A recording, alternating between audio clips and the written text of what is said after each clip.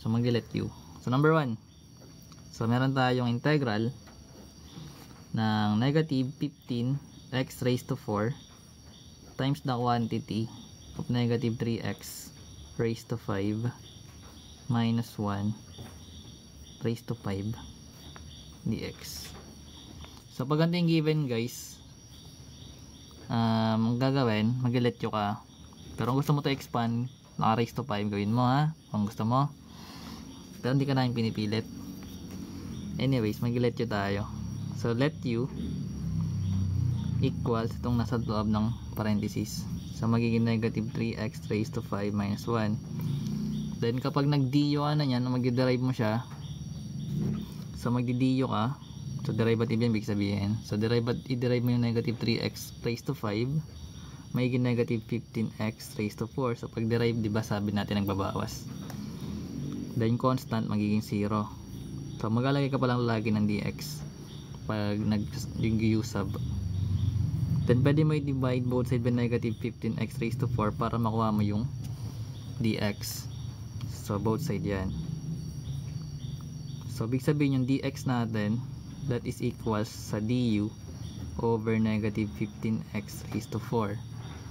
So babalik ka na dito. So big sabihin, copy mo yung given na negative 15x raised to 4. So syempre itong term na to ginawa natin siyang u. So magiging u yung sa parenthesis, pero naka raised to 5 pa siya. So remember yung dx natin, meron tayong value, that is du over negative 15x raised to 4. So lalagay natin yung du over negative 15x raised to 4. Then napapansin mo, meron ka dito, kailangan kasi guys, u lang yung nandito na form. So kailangan ma-eliminate yung mga may variable x. So ito yung negative 15x raised to 4 sa numerator. Tapos ito rin sa denominator. So ma-eliminate na yun. So magiging positive na siya. So bali magiging ano na lang siya, u raised to 5 du. So kapag ganyan na, pwede mo na i-integrate. So magkakaroon ka dyan ng u raised to 6 over 6, diba? Ang ginagawa natin plus c, tama? Pero kailangan pa ito ibalik na u. So yung u natin, that is negative 3x raised to 5 minus 1. So bali magiging final answer natin is negative 3x raised to 5 minus 1 all over 6, then plus yung c natin kasi indefinite. So ganun siya ginagawa. Hindi ko naman naintindihan, pero ganun yung ginagawa.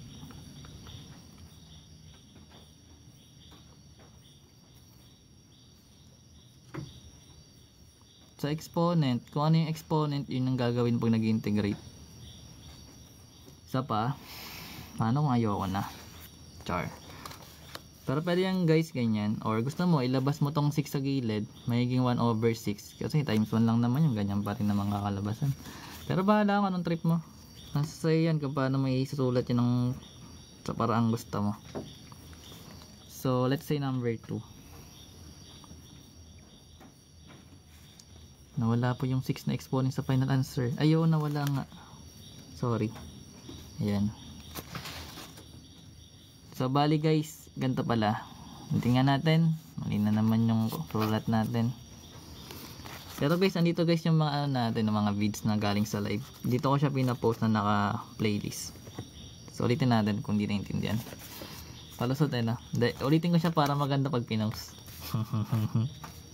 Anyways, yung number 1. So, integral ng negative 15x raised to 4 times the quantity negative 3x raised to 5 minus 1 raised to 5 dx. So, sabi natin, mag-integrate tayo using u sub, diba?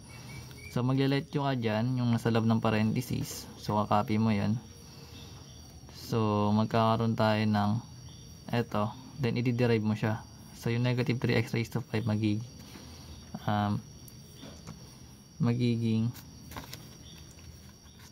tawag dito negative 15x raised to 4 dx. So maglalagay ka lagi ng dx doon.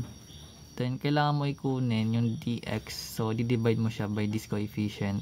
So both side yun. So bali makukuha na natin yung dx as du over negative 15x raised to 4. Then babalik ka na sa form mo. So kunin mo yung negative 15x raised to 4, which is ito yon.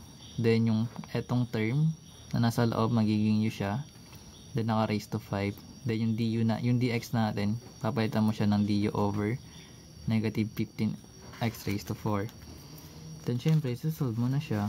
So bali magkakaroon ka dito, may eliminate tong dalawa kasi negative divide negative magiging positive na yun, diba? So 1 na lang to kasi pare sila ng term. So baling kakalabasan is u raised to 5 na lang du.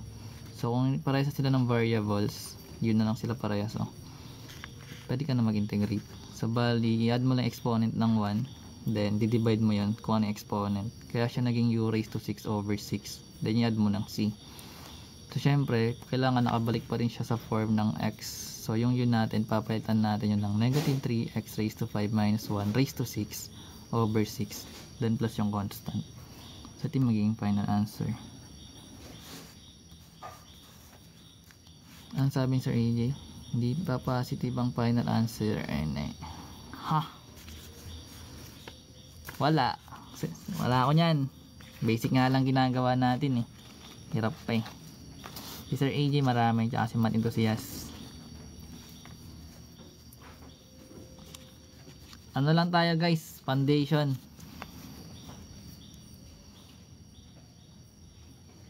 Ha, Sir AJ nang Google report.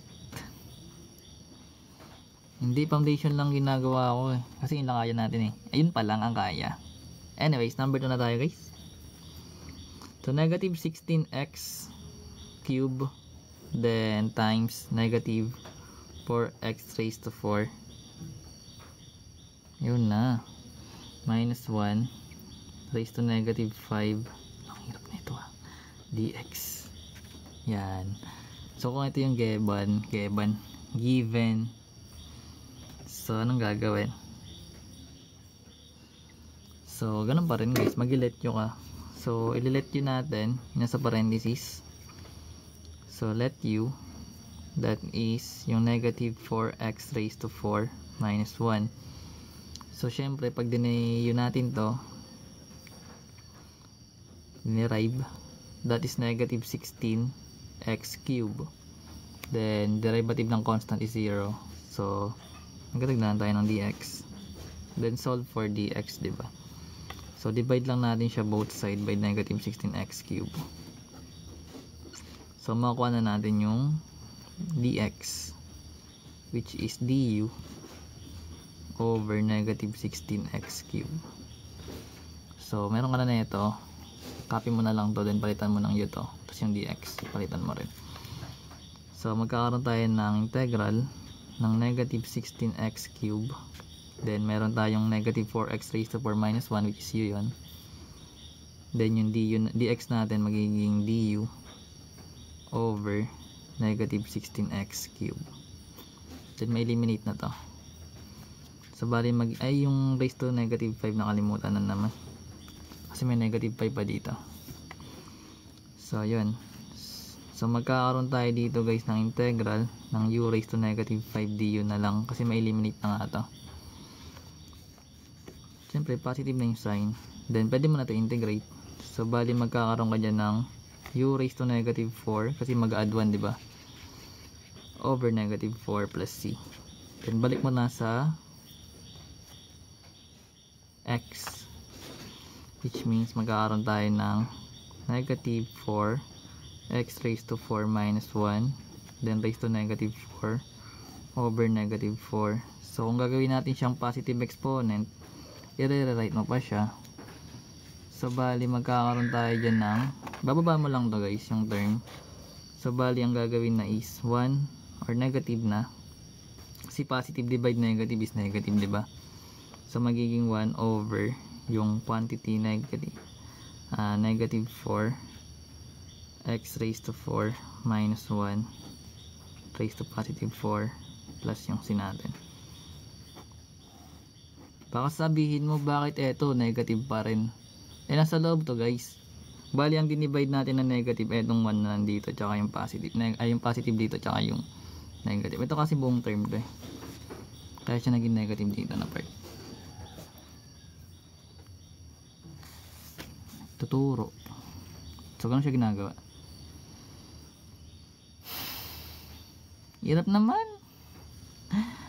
hirap naman na ito guys. Number 3 na. Hindi ko alam kaya ko ituro ito ng maayos, pero huwag lang siya ginagawa. So let's say meron tayong x cube integral. Saan napunta yung 4? Aling 4? Ay yung 4 nga. Nakalimutan ko. Ba't kulang-kulang yung naglalagay ko? Uy, mali na naman. Not may 4. Kulang-kulang nalalagay ko. Kanina kulang din dito. Kulang na naman dito. Ulitin ko na naman tuloy. Ulitin ko na nga lang ulit. Ayan guys, right. Ba yan? May kulang na naman. Ayoko ng ganito yung binabasa lang. Pero ulitin natin sige para ma-post natin. Hindi ko alam pa-post ko din. Kulang na naman.